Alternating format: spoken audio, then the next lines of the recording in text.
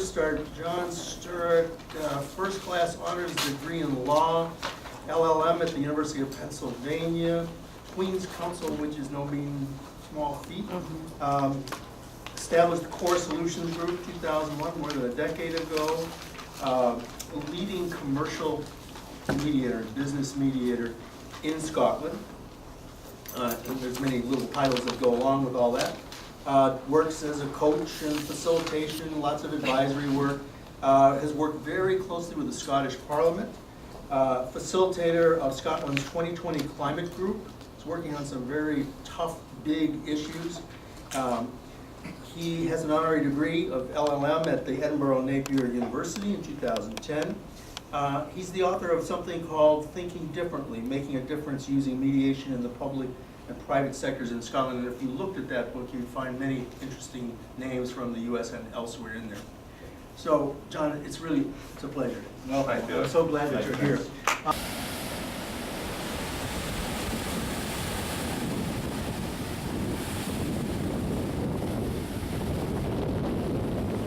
We have had for 25 years a renaissance here in the Hawaiian culture and among native Hawaiians, and it was a culture that was almost extinguished here culturally, in language and arts and dance, and there's been a huge revival, and there is now, we are on the precipice of having a autonomous sovereign nation within a nation or state within a state. And that's pending, that's coming. There's the Hawaiian Royal Commission, as you all know, and out of Interior will come a series of hearings soon on what should be the, how should that be written, how should those rules be written, and what should be the status. So expect in the next year lots of focus on this, but it's been building for 25 years. It's not a new thing at all. And are you folks involved in the dialogue?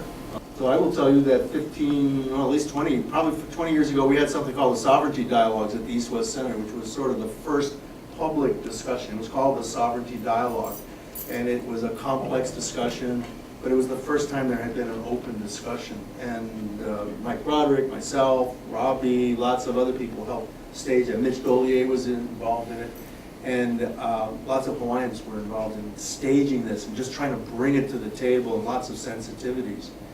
And so we had that, and it was, I don't know that was earth-shaking and changed everything, but it was the first time there was a civil, open discussion. Just like there was lots of underground discussions. Yep. Lots of rumor mongering and fears, and are they going to let, if you're not a Hawaiian, or do I have to go somewhere else? Are they going to, what's going to happen to me? I mean, lots of that stuff. And we had a very good series of discussion, 3 meetings. Could you reframe or refine the emerging dialogue and discussions now, and even take the lead to ensure that you have a much more nuanced and sophisticated discussion about this, and reduce the fear that comes with a kind of binary, dualistic approach? What are the barriers? I think one of the most difficult issues that the Native Hawaiian community faces is that since probably the Republic came into being here in the islands, it has always been and I'm going to phrase this as how they say it, it's not my belief system, but that the white man or the Western ideas of government, land ownership, culture, language, values have been crammed down the throats of the Native Hawaiians.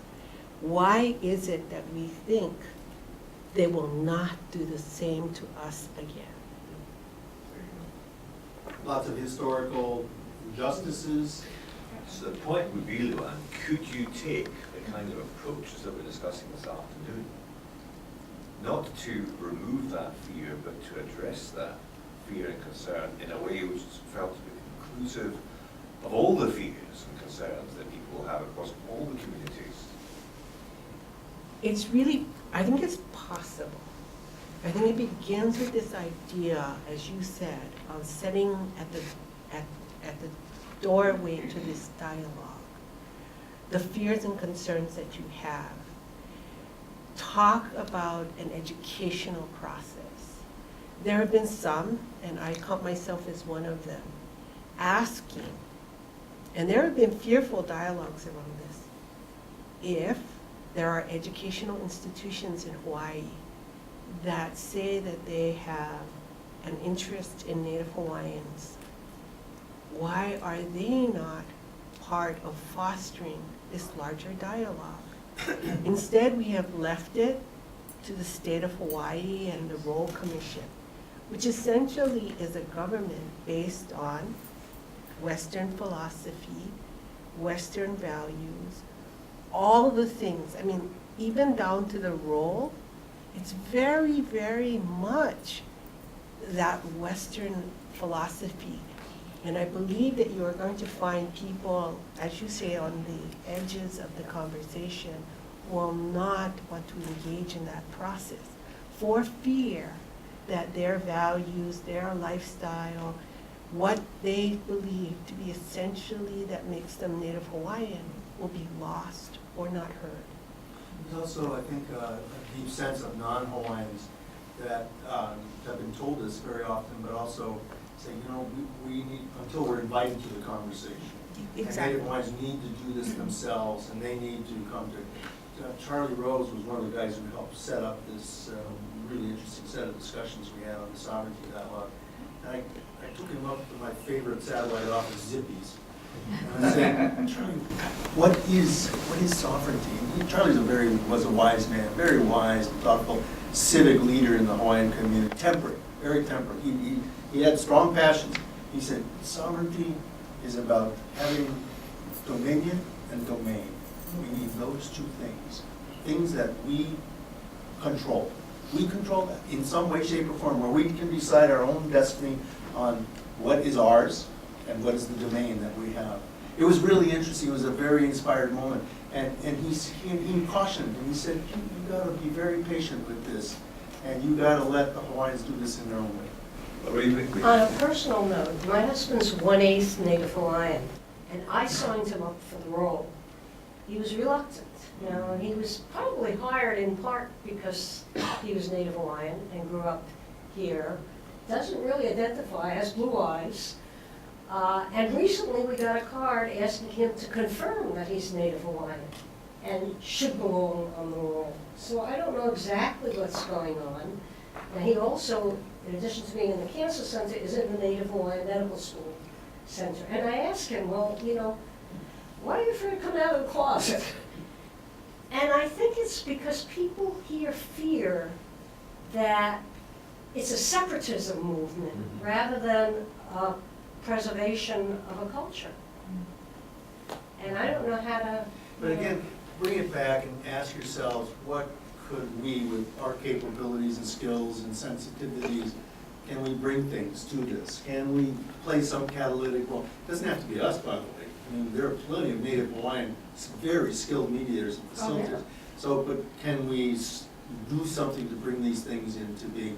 And is the timing right? I told you, the timing is a big deal. I'm not sure it's right this moment. Well, I don't want to be the elephant in the room, but I think a lot of it has to do with greed. I mean, a lot of politics and everything has to do with greed. I'm shocked. I'm shocked to hear this. The elephant was already in the room, okay.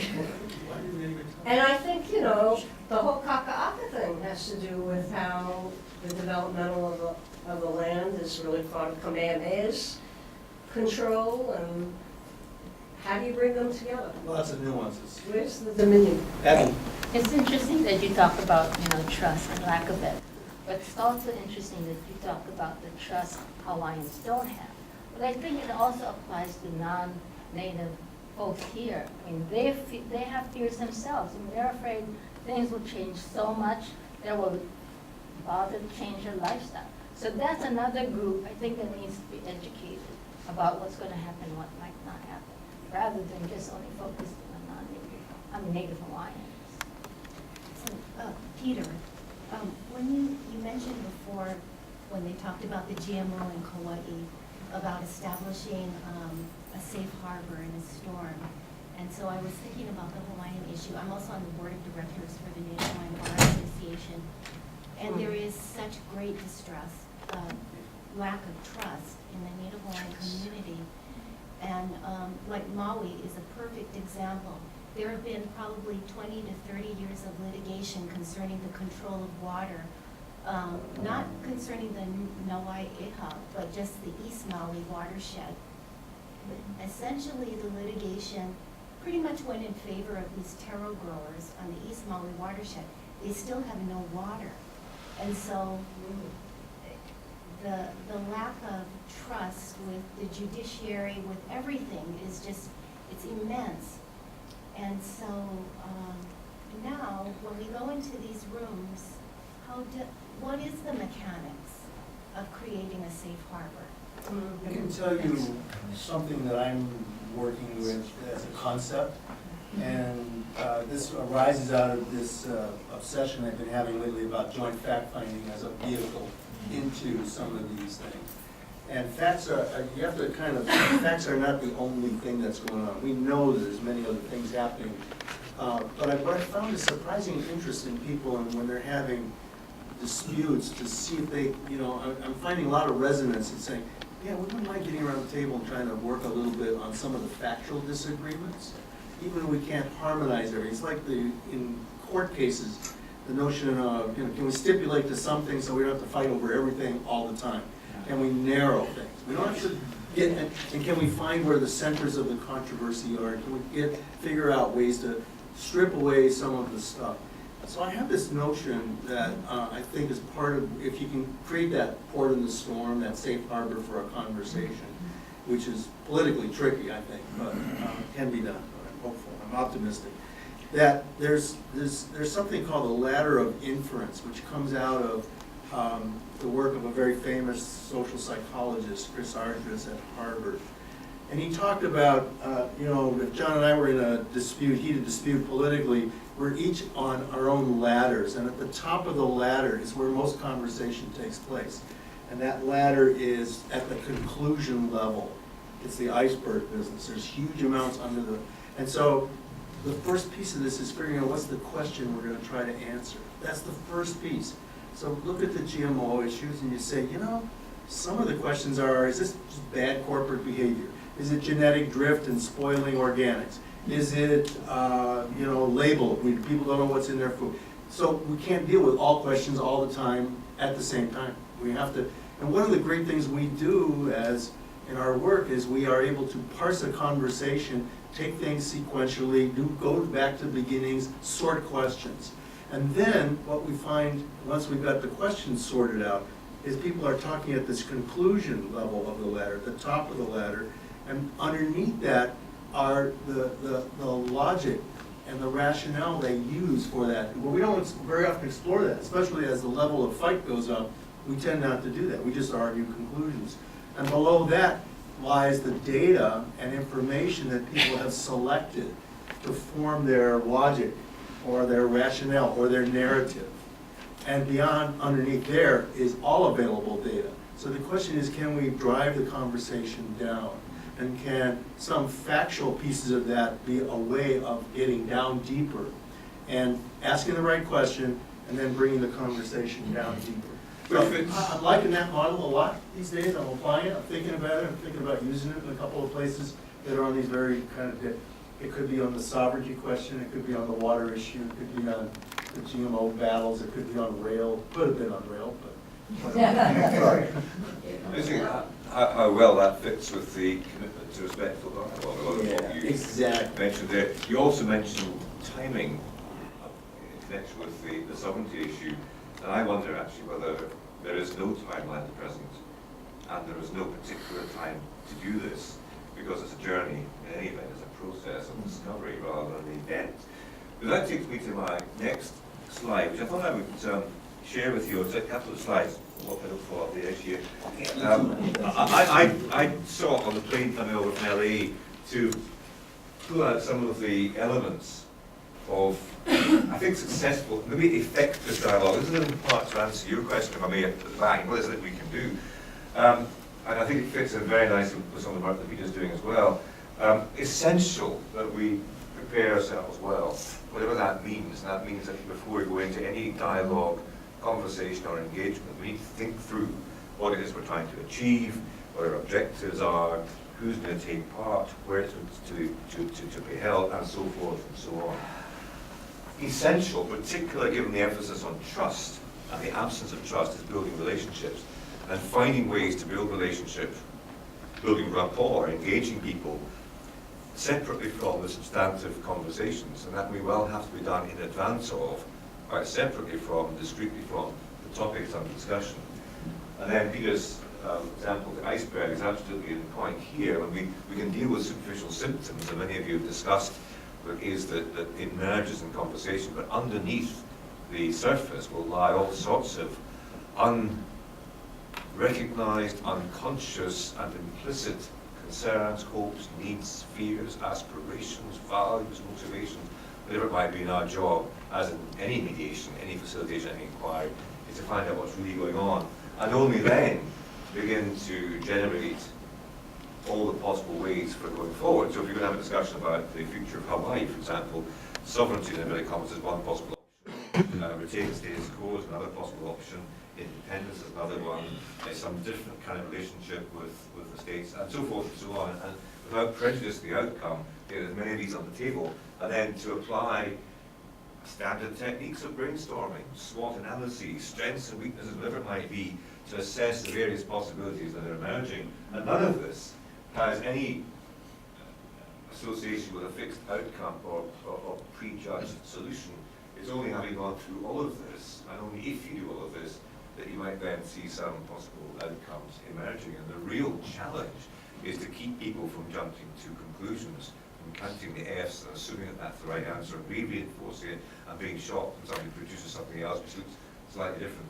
And then you can create an action plan, and as ever, evaluate both the process and the outcome. So in a sense, that's a simple theoretical analysis. Here, I don't know how well you can see all these, the texts just wouldn't come out any bigger than that, but trying to get all onto one page, are a number of ideas which emerged as I was reflecting on this, just from my own experience. Back to preparation, what are our objectives? Can we agree the objectives? That itself may be a voyage of discovery, of conversation, of exploration, and to what extent are these shared? Of course, we take the ladder of inference, there are always going to be shared objectives. Remember this, we have so much more in common than separates us. That applies to Scotland and England, it applies to the Arabs and the Israelis, it applies to whoever it might well be. And the danger in our world, particularly with the media and adversarial systems, is that we focus only on the difference, or the areas of contention. So, finding the areas of common ground, very important. I'm a real convert is the right word, because I believe this for a long time. I'm really, really persuaded that it's important to have a good venue and good food. Phil has been looking after the venue and the food for us in some of our conversations. We deliberately break our conversations about what kind of Scotland we'd like to see, with a delightful main course so the people at the tables can eat together. This idea of breaking bread with everything. Except they eat haggis. We don't eat haggis, Peter, all the time, only for breakfast. So venue and food. As a mediator in commercial mediations, I will almost invariably commence with breakfast. So I'll meet the parties separately in their private rooms, we'll chat and get to know them, and invite them in, and we'll talk. But we'll mingle, so that everybody gets to know everybody else. Whether or not they have met before, we'll not talk about the issues in hand. I will tell a few stories, set out a few benchmarks, and it's remarkable what can happen if you rehumanize the process or humanize it for the first time. So the whole business of where we do it, how we do it, involving food, and that takes it down to mingling. What I've noticed, and you'll notice it here, is that we live in a remarkably diverse world, of course, but we tend to draw to us people who are like us, and that's understandable, but then we narrow the range of the groups with which we're working. So we need to seek diversity, and when we've found diversity, we need to find ways to ensure that diversity is acknowledged, and the mingling, the intermingling of diversity within groups takes place, and that simply can include making sure that respectful introductions are had. So here we are, we're just talking here, if you like, about preparing and building relationships. I'm interested in the numbers that can be involved in any of these processes. I mean, they say that any institution, once it gets to 120, I think that's kind of maximum for a church or a society or volunteer organization. The 120, of course, is a number with which you cannot work in these kind of conversations. So how do we break them up? How do we sort out the numbers? How do we seek them? Where do they go?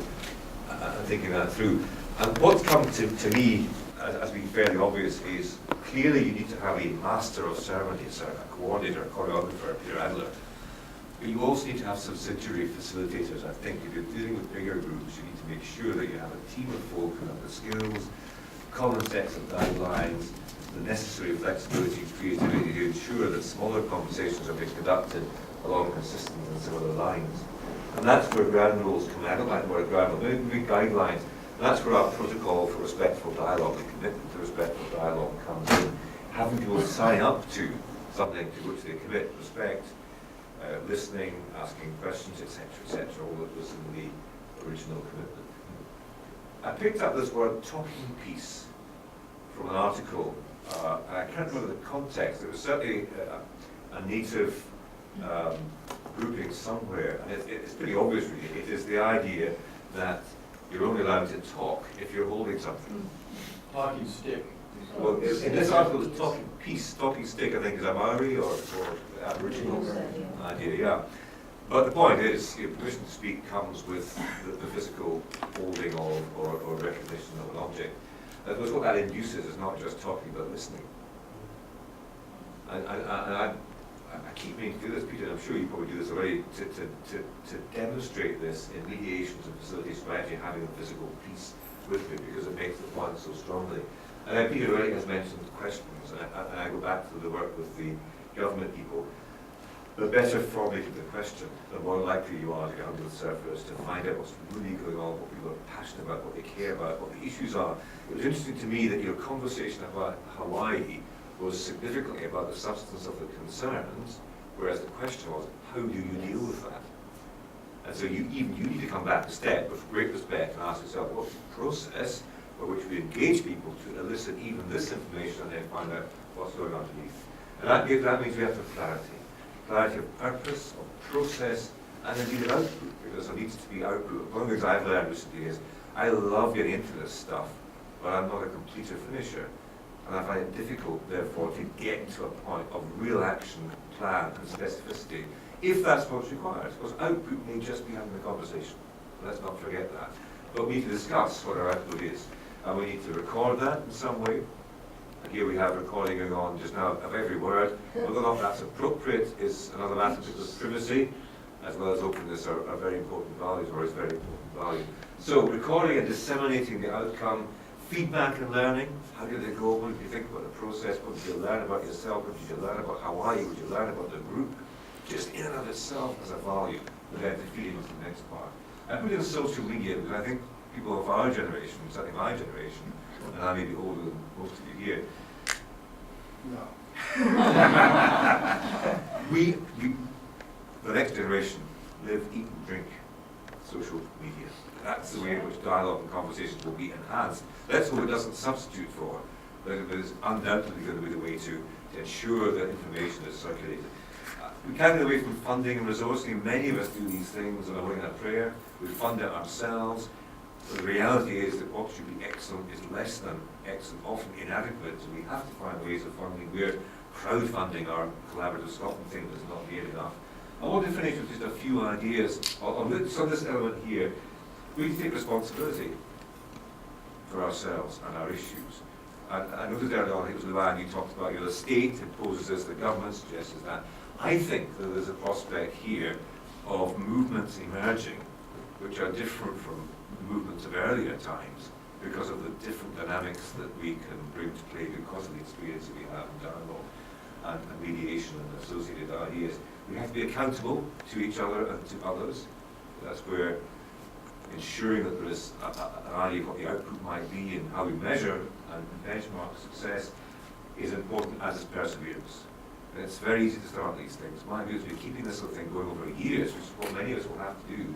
Peter knows in particular the kind of work he does is so challenging. Finishing off with humility, which many of us still have to learn, in contrast to the hubris which surrounds a lot of us. The humility to know that we only do what we can do, but at least we can strive to do that. The humility to know that there were many different ways of doing it, and our attempts may be not futile, but fragile. The courage, nevertheless, to do it. So Nelson Mandela, I think, who said that courage is not the absence of fear, courage is being frightened and doing it anyway. So we have to do it. And I was greatly taken by, in Peter's lovely book, Cocktail Soup, lots of lovely stories about Hawaii.